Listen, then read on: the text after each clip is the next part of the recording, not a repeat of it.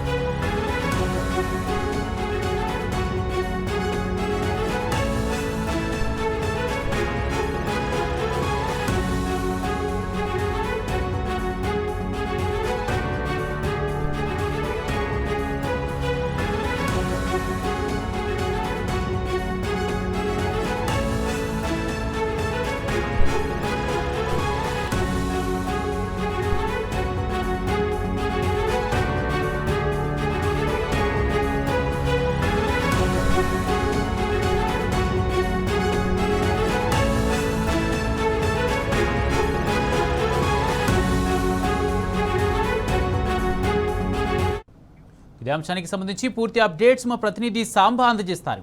Samba.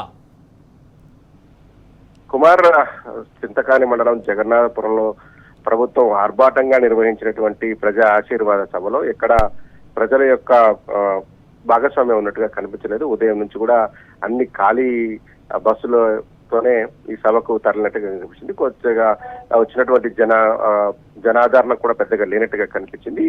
CM మాట్లాడక ముందే సభా ప్రాంగణం నుంచి జనం వెళ్లిపోవడం, ఖాళీ కుర్చీలు దర్శనం కనిపించింది. యథావిధిగా ముఖ్యమంత్రిని స్థాయిలో ఉన్నటువంటి రేవంత్ రెడ్డి దానికి తగ్గట్టుగా, ఆ పదవికి తగ్గట్టుగా మాట్లాడలేదనేటువంటి అభిప్రాయం ఖమ్మం జిల్లా ప్రజానికంలో వ్యక్తమవుతోంది. ముఖ్యంగా కాళేశ్వరం ప్రాజెక్టు విషయంలో కాళేశ్వరాన్ని బదనాం చేయడం ద్వారా ముఖ్యమంత్రిగా తన రాక్షసానందం పొందడంతో పాటు గత ముఖ్యమంత్రిని బదనాం చేయాలనేటువంటి ఏదైతే టార్గెట్ పెట్టుకున్నారో ఆ టార్గెట్ ని అచీవ్ చేసేందుకు, ప్రజలను నమ్మించేందుకు అబద్ధాలు మాట్లాడినట్టుగా, కనీసం కాళేశ్వరం ప్రాజెక్టు మీద అవగాహన లేకుండా మాట్లాడినట్టుగా కనిపించింది. ఎందుకంటే కాళేశ్వరం ప్రాజెక్టులో నీటిని లిఫ్ట్ చేయడం వల్ల ముంపు ఉంటుంది, భద్రాచలం మునిగిపోతుంది, దిగువ ప్రాంతాల్లో ఉన్నటువంటి గ్రామాలు మునిగిపోతాయి వంటి కామెంట్స్ చేయడం జనం కొంత నవ్వుకునేటువంటి పరిస్థితి కనిపించింది. ఎందుకంటే నీటిని లిఫ్ట్ చేసి ఎగువ ప్రాంతానికి తరలిస్తే దిగువ ప్రాంతంలో ఉన్నటువంటి మండలాలు కావచ్చు, గ్రామాలు కావచ్చు ఎందుకు మునుగుతాయి అనేటువంటిది ప్రధానమైనటువంటి ప్రశ్న. రాముడి గుడి సహా 44 గ్రామాలు మునిగిపోతాయి అనేటువంటి పాయింట్ మీద పెద్ద ఎత్తున చర్చ జరుగుతుంది, దుమారం జరుగుతుంది. ఎందుకంటే ముఖ్యమంత్రి స్థాయిలో ఉన్నటువంటి వ్యక్తి అవగాహన లేకుండా మాట్లాడడం అనేది ప్రజలు జీర్ణించుకోలేకపోతున్నారు. ఎలినో ప్రభావంతో పక్క పంటలు ఎండిపోతున్నాయి. కనీసం పత్తి లాంటి వర్షాభావ పరిస్థితులు పండేటువంటి పంటలు కూడా పండనటువంటి నేపథ్యం ఉన్నది.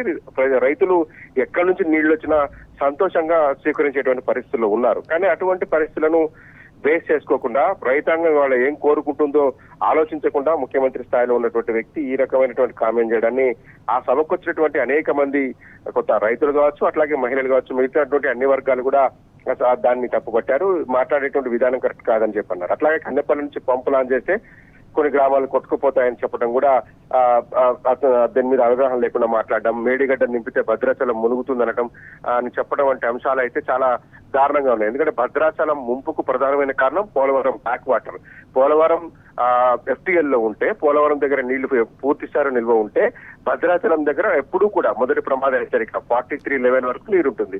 సో దాని ఎత్తు తగ్గిస్తే 1-2 అడుగులు ఎత్తు తగ్గించేటువంటి ఆస్కారం కనుక ప్రభుత్వం తీసుకొని ఉంటే భద్రాచలం ఎప్పుడు సేఫ్ గా ఉండేటువంటి ఆస్కారం ఉంది. కానీ ఆ ప్రయత్నాలు ఏవి చేయకుండా దిగువన ఉన్నటువంటి చంద్రబాబు ప్రభుత్వంతో మాట్లాడి భద్రాచలం దగ్గర భద్రాచలం యొక్క భవిష్యత్తును కాపాడే విధంగా అడుగులు వేయకుండా కేవలం ఈ రకమైనటువంటి కామెంట్స్ చేయడం పట్ల కూడా పెద్ద ఎత్తున వ్యతిరేకత వస్తుంది. భద్రాచలం మీద ప్రేమ ఉన్నట్లు చెప్తున్నటువంటి రేవంత్ రెడ్డి భద్రాచలం ముంపుకు ఒక పక్క ఉన్నటువంటి కరకట్టను కూడా పూర్తి చేయలేకపోయారు. దాదాపు 30 నెలల కాలంలో ఇప్పటివరకు ఆ కరకట్ట కూడా పూర్తి కాలేదనేది ఖమ్మం జిల్లా ప్రజలకు తెలుసు, ప్రజానికానికి అంతా తెలుసు.